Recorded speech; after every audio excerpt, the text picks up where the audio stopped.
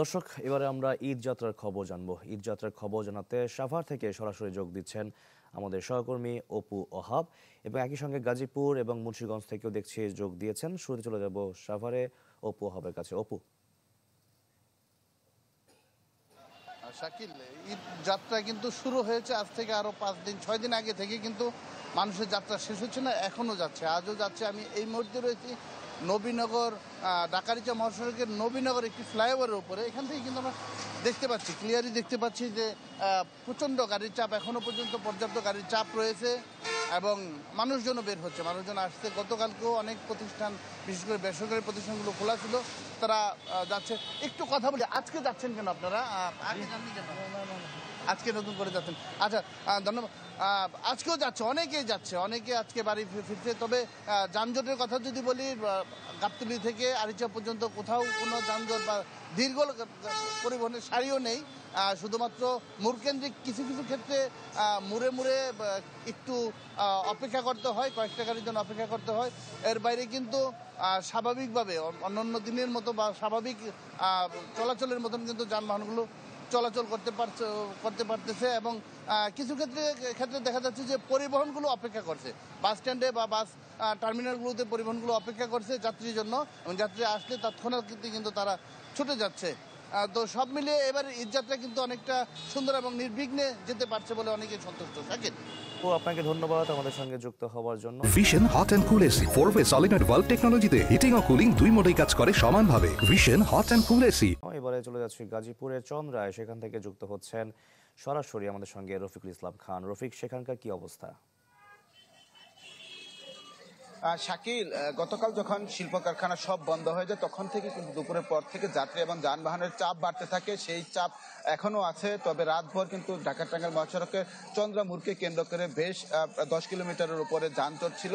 সেই যানজট নিরসনের জন্য আমরা দেখেছি রাত থেকেই কিন্তু সেনাবাহিনীর সদস্য কাজ করছে এবং সেনাবাহিনীর সদস্যরা কিন্তু নিয়োজিত রয়েছে। ফলে সেনাবাহিনী থাকার কারণে কিন্তু যানজট এখন আর নেই, এখন মোটামুটি স্বাভাবিক গতিতে যানবাহন চলছে। তো চন্দ্রামুড়কে কেন্দ্র করে কিছুটা যানবাহনের ধীরগতি রয়েছে, তবে যানজট বলা যাবে না। হাইওয়ে পুলিশ এবং জেলা পুলিশের পক্ষ থেকে বলা হয়েছে তারা কিন্তু যানজট নিরসনের জন্য কাজ করছে। গত 3 দিন আগে থেকে এখানে 9 শতাধিক আইন শৃঙ্খলা বাহিনীর সদস্য নিয়োজিত রয়েছে, তারা মূলত যানজট নিরসনে কাজ করে যাচ্ছে। তো যেহেতু গতকাল যে সমস্ত শিল্প কারখানা আসলে বন্ধ হয়ে গেছে, সেই লোকগুলো এখনো যাচ্ছে। তো ধারণা করা হচ্ছে আরো হয়তো 2-1 ঘন্টায় যে যাত্রী এবং অতিরিক্ত যানবাহনের চাপ রয়েছে সেই চাপ থাকবে, তারপরে হয়তো মহাসড়ক স্বাভাবিক হয়ে যাবে।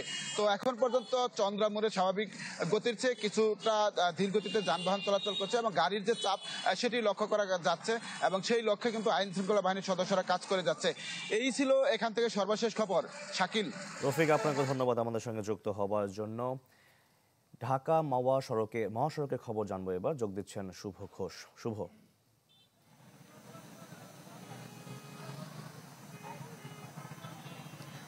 শাকিল, দেখুন, আসলে শেষ মুহূর্তে শহর ছেড়ে আপন নিরে ফেরা মানুষের যে ভিড় সেটি কিন্তু আজও অব্যাহত আছে মাওয়া প্রান্তে। আমরা সকাল থেকেই দেখছিলাম মাওয়া প্রান্তের যে পদ্মা সেতু উত্তর থানার যে টোল প্লাজা রয়েছে সেখানে কিন্তু এখনো আসলে শত শত মানুষ আসলে গন্তব্যের উদ্দেশ্যে যেতে এখানে অপেক্ষায় দাঁড়িয়ে আছেন। মূলত রাজধানী থেকে পরিবহন সংকটের কারণে নানা উপায়ে যারা ভেঙে ভেঙে মাওয়া পর্যন্ত এসেছেন তাদের এই ভিড়টি আসলে আমরা সকাল থেকেই দেখছিলাম। একই সাথে আমরা দেখছি যে আসলে যানবাহনের দীর্ঘ সারিটি না থাকলেও থেমে থেমে কিন্তু যানবাহনের যে ভিড় সেটি কিন্তু তৈরি হচ্ছে। আমরা দেখছি যে পদ্মা সেতুর টোল প্লাজা থেকে উত্তর থানা পর্যন্ত মুহূর্তেই যানবাহনের একটি দীর্ঘ সারি তৈরি হচ্ছে, আবার সেটি কিন্তু পর্যায়ক্রমে টোল দিয়ে আসলে চলে যাচ্ছে। এবং সকাল থেকেই আমরা কিন্তু দেখছি যে আসলে এখানে যারা ভিড় করেছে তাদের সাথে কথা বলেছি, তারা বলছে যে আসলে গণপরিবহন এবং যাত্রীবাহী বাসে শেষ দিনে এসেও আসলে মাত্রা অতিরিক্ত ভাড়া আদায় করা হচ্ছে।